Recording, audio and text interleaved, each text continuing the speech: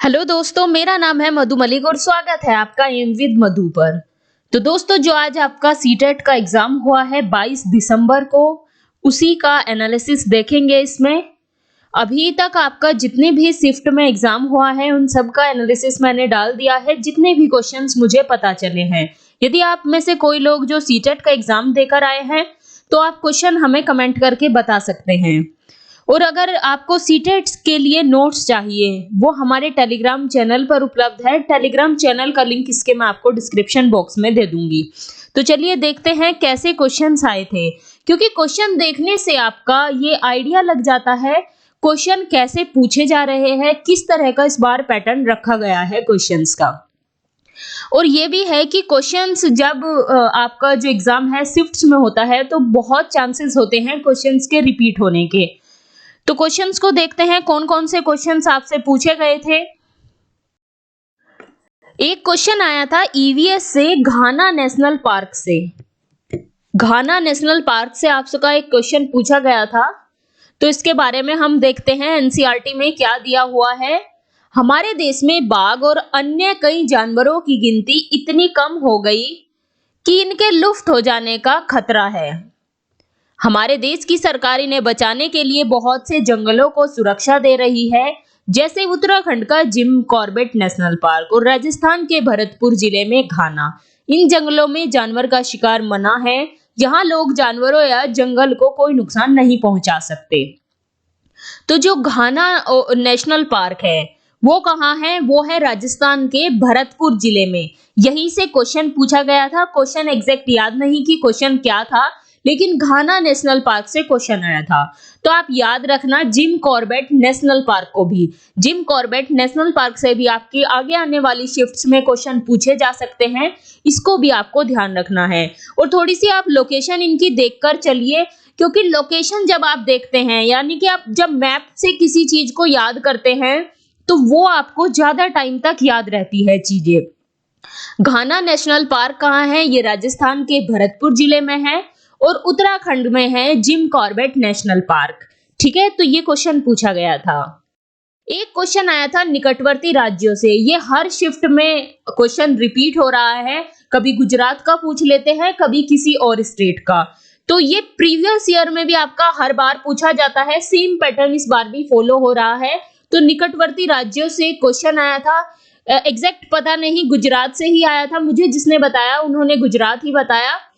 तो गुजरात के जो निकटवर्ती राज्य है उन्हें आप एक बार देख लीजिए कौन कौन से हैं। राजस्थान है, मध्य प्रदेश है और महाराष्ट्र है। ये निकटवर्ती राज्य है गुजरात के। मैप आप पूरा एक बार सभी राज्यों के आप आसपास जो राज्य है वो देख लीजिए मैप में।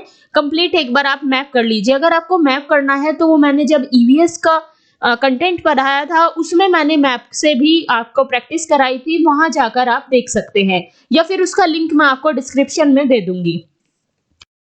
एक क्वेश्चन पूछा गया था, मैचिंग आई थी फूड के बारे में। अब ये नहीं पता कि हांगकांग, कश्मीर, गोवा, केरल इन्हीं के बारे में पूछा गया था या कोई और, क्योंकि एनसीईआरटी में तो आपका इसी को दिया हुआ है। तो इसी के बारे में हम थोड़ा सा देख लेते हैं। मैचिंग में हांगकांग सबसे पहले देखते हैं। हांगकांग का भोजन, हांगकांग में क्या खाया जाता है? हांगकांग में खाया जाता है पका हुआ सांप। और ये मैंने कल भी आपको बताया था। इसे एक फेमस डिश है वहां की जो सांप से बनाई जाती है, उसे क्या बोला जाता है? उसे बोला जाता है लिंगू फैन। केरल में क्या खाया जाता है? किसी भी करी के साथ उबला हुआ टेपियोका खाया जाता है केरल में। टेपियोका के से रिलेटेड एक और फैक्ट बता दूं, टेपियोका को कसावा भी बोला जाता है और टेपियोका से ही साबूदाना आपका बनाया जाता है। कश्मीर में सरसों के तेल में बनी मछली खाई जाती है और गोवा में नारियल के तेल में बनी समुद्री मछली खाई जाती है। तो ये सभी जो फूड से पॉइंट्स है वो आपको याद रखने हैं। ये आपसे आगे की आने वाली शिफ्ट में पूछे जा सकते हैं। एक क्वेश्चन आपका पूछा गया था ब्लूम टैक्सोनॉमी से। ब्लूम टैक्सोनॉमी से भी आपका क्वेश्चन पूछा गया था। इंपॉर्टेंट है ब्लूम टैक्सोनॉमी भी। ब्लूम टैक्सोनॉमी दी थी बेंजामिन ब्लूम ने। तो उन्होंने 3 तरह के डोमेन्स बताए थे, उसमें सबसे इंपॉर्टेंट है आपका कॉग्निटिव डोमेन। कॉग्निटिव डोमेन में उन्होंने थिंकिंग के लेवल बताए थे। क्या क्या बताए थे? 6 लेवल यानी कि 6 स्तर बताए थे। ज्ञान, बोध, अनुप्रयोग, विश्लेषण, संश्लेषण और मूल्यांकन, यानी कि knowledge comprehension, application, analysis, synthesis और इवैल्यूएशन। ये 6 लेवल बताए थे। इन 6 लेवल से ही आपके क्वेश्चन पूछे जाते हैं।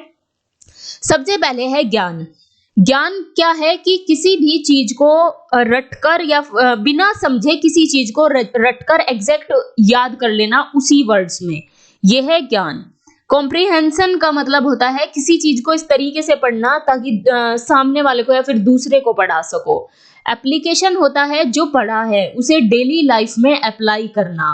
एनालिसिस होता है अगर कोई प्रॉब्लम आती है आपके सामने उसे टुकड़ों में तोड़कर उस प्रॉब्लम का हल ढूंढना। सिंथेसिस होता है कुछ नया क्रिएट करना। मूल्यांकन होता है जो पढ़ा है उसका मूल्यांकन करना। तो ये बेंजामिन ब्लूम ने लेवल बताए थे थिंकिंग के। और ब्लूम टैक्सोनॉमी, आप बाकी की पूरी ब्लूम टैक्सोनॉमी पे मैं एक अलग से वीडियो आपको दे दूंगी, तो ब्लूम टैक्सोनॉमी भी आपको पढ़कर जानी है। क्वेश्चन पियाजे से आपका हर शिफ्ट में पूछा जा रहा है, पियाजे को आप पढ़ लीजिए। वाइगोत्स्की से भी क्वेश्चन आपके बन रहे हैं। वाइगोत्स्की से भी हर शिफ्ट में आपका एग्जाम में आ रहा है, वाइगोत्स्की को भी आपको पढ़कर जाना है। एक क्वेश्चन आपका पूछा जा रहा है लर्निंग डिसेबिलिटी पर, यानी कि अधिगम अक्षमता पर क्वेश्चन आ रहा है। इसके लिए मैं कल आपको एक वीडियो दे दूंगी कंप्लीट, उसमें डिसेबिलिटी कराकर, तो उससे बाहर आपको कुछ नहीं मिलेगा। लर्निंग डिसेबिलिटी पर कल आपको मैं एक वीडियो प्रोवाइड करा दूंगी। गार्डनर से भी आपका 22 दिसंबर की शिफ्ट में क्वेश्चन पूछा गया था। गार्डनर ने दिया था आपका बहुबुद्धि सिद्धांत। बुद्धि के सिद्धांतों में गार्डनर की जो थ्योरी है वो बहुत फेमस है।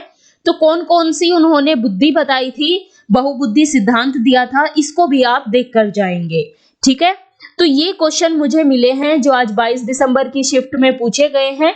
यदि आपका 23 या 24 जब भी एग्जाम होता है तो आप हमें कमेंट करके क्वेश्चन बता सकते हैं। ठीक है, तो इन क्वेश्चंस को आप रेडी कर लीजिए अगर आपकी आगामी शिफ्ट में आपका एग्जाम होने वाला है, क्योंकि क्वेश्चंस रिपीट होते हैं। और एक बात और कि आप प्रीवियस ईयर से बहुत सारे क्वेश्चंस रिपीट हो रहे हैं और पैटर्न भी सेम आ रहा है। तो प्रीवियस ईयर आप बिल्कुल ना छोड़े, प्रीवियस ईयर के सभी क्वेश्चन एक बार आप अब लास्ट टाइम पर सारे क्वेश्चंस कर लीजिए। ठीक है, तो चलिए मिलते हैं आपसे नेक्स्ट वीडियो में।